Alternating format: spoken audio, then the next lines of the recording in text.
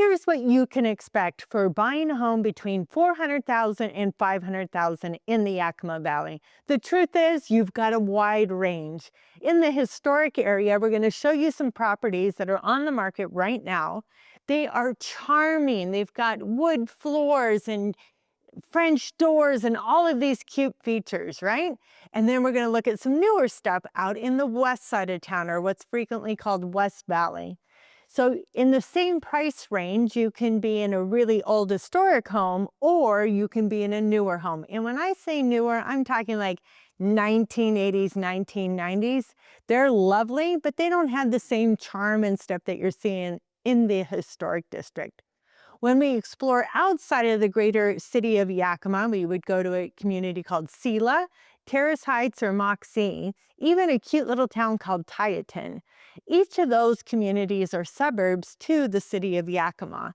They offer newer construction homes. What I'll tell you is those are much smaller. They're going to be like 1,200 square feet, 3-bed, 1.5 bath with a 2-car garage on a small lot. So it's really deciding, this is how much money I have to spend, Marie. How do you want to spend it? Charm, new, or medium old, let's say, right? They're like 30 years old. It's really deciding what is best for you. Let's talk about historic homes. I want to take you to one of these historic homes so you can see these features and the charm and the old trees. So let's head over there. Older homes like this in that $400,000 to $500,000 price range, as I mentioned, are going to be in the historic district. They are filled with charm. Examples of that would be the cove ceilings, these very charming French doors, and this really cool barn door in the back. But it's so important for you to consider the costs on a property like this. These walls are made of lath and plaster, which is like a cement product. When you nail in it and you pull that nail out, it's going to crumble behind. It's not like sheetrock, something for you to consider. As well as this home was built in the 1940s. I'm not sure what the insulation is like in between these walls, but I can assure you it's really not that much. And the same in the attic. So energy efficiency, it's really not here in a home at this price point and this age. So you'll want to consider that in your total budget about what can I afford in terms of not only the monthly payment, but what it costs to run an older home like this. Also, be aware that it's going to have an older furnace, an older AC unit, the condition of the roof. What about the trim? Some of these houses, the trim work in the exterior is over 100 years old. These are all hidden costs that could sneak up on you. So it's really important when you're looking at a charming older home, don't be fooled, don't be lured in, but really look at the big picture about what is it going to cost me to enjoy this beautiful historic home? Here's what else I can tell you. Any money that you put into a home like this, you're going to get it back. Honestly, historic homes are a real gem in the valley and people still love them. So it's okay for you to make that investment. Reach out to me. I'm happy to help you set a budget so that you don't go beyond what the local area will support in terms of improvement. So be sure to reach out so that I can give you a more detailed list and an action plan on how to update an older home without losing its charm or spending too much money. One of the things you do get, in addition to charm though, is what we call irrigation water right, which means you can have the most beautiful yard in this historic area because you can water like crazy for pennies on the dollar. It's so inexpensive. I want to take you to opposite side of town. We're going to head into West Valley, actually 93rd. So we've gone from 23rd now to 93rd to give you an idea of what those homes are going to look like in this price range. Let's head there. What I like about this established neighborhood, again, it was like most of them are early 1990s. They have sidewalks, they're wide streets, there are a lot of cul-de-sacs in here, walking distance to the elementary school. But you'll also notice the lots are smaller here.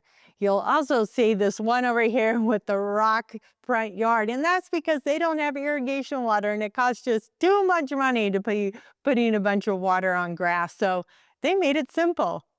I want to talk about property taxes. The city of Yakima, you can anticipate that your property tax is about 1% of the assessed value. That's a pretty hard and true number. When we move out to the suburbs, into a community of West Valley or even into Selah and the area called Terrace Heights, property taxes are slightly higher. Here's why.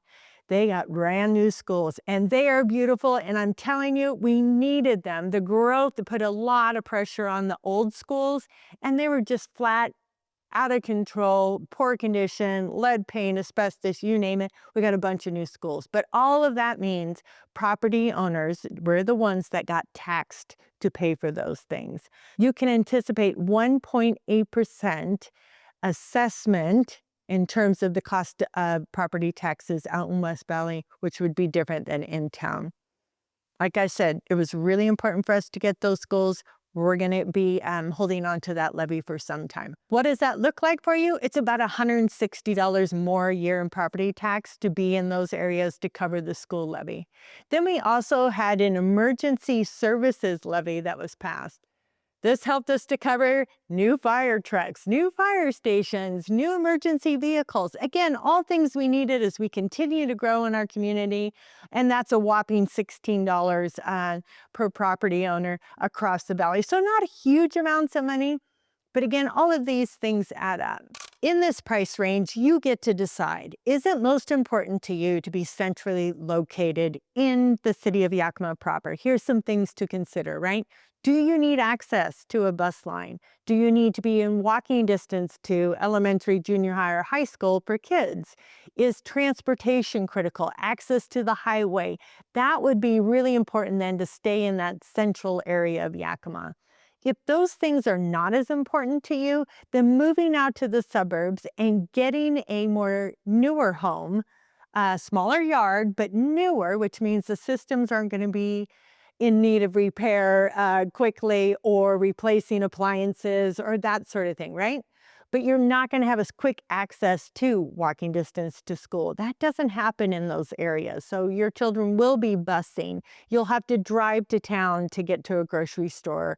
There's likely not a bus line because our city system does not run deep into the suburb areas. So those are all just some of the details that you'll want to consider. What matters most to you in terms of proximity to amenities? And again, are you willing to give up some of the new modern features for the access to these amenities, right? Or is it more important to have a newer home that you don't have to worry about as much and honestly may cost you less money to run each month because the overall utility expense is going to be less given the efficiencies of newer construction?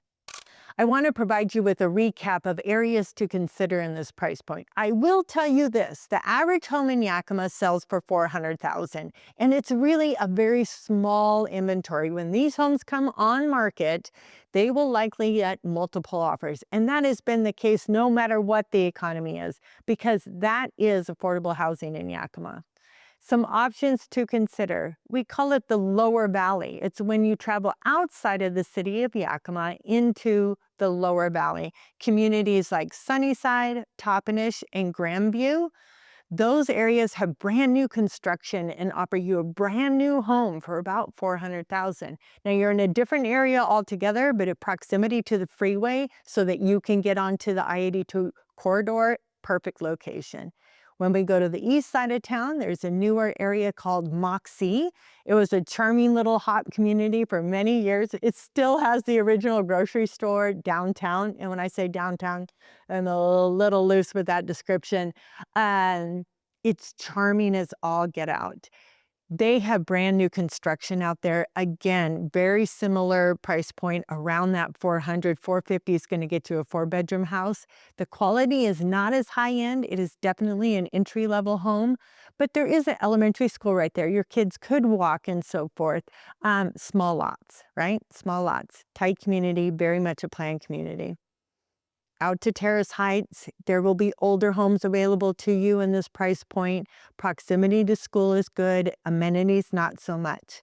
Selah, which would be to the northeast of us, and it is the community that you drive through when you come into Yakima from Seattle or Spokane, to give you an idea. There's not a lot of new construction out there, not at this price point, but what you will find are charming older homes. They're going to have a decent sized yard, but there's not a lot to choose from out here.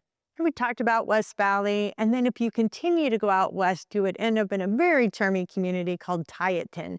They have a new housing development out there right now going on. It starts at 400, and I believe it caps out at about 450. You would get a brand new home. It's a planned community, but it's less than 100 homes. So really nice little area. Again, you're going to have to drive to town for a lot of amenities. While the town of Tieton is featured in another one of my longer form videos, it has a tiny little grocery store, 2 amazing restaurants, an outdoor clothing kind of store, and then a big art scene out there. So very niche sort of community, very charming. And as we circle back into town, you'll pick off 1 or 2. They're going to be 1980s type homes, 3-bed, 2-bath, around 1,500 square feet. I've included a link in this video so that you can see a breakdown of each of the communities and what their features are, so you get an idea of what's available for you and what you get at this price point. If you want to snag that, it's yours, totally free. Go ahead and click on the link below this video. I hope that each of these have kind of given you an idea of what it looks like as we circle around the valley in terms of what can I really afford between 400 and 500,000. Check out my other videos on this channel. You'll see that I've covered each one of the areas that we just talked about, so you can get a better idea if that community is the right fit for you. If you're liking this content, please subscribe. It really helps out my channel. It lets me know that you're interested in what's going on in the Yakima Valley. Shoot me a comment and tell me if there's some other things that I can provide you information on.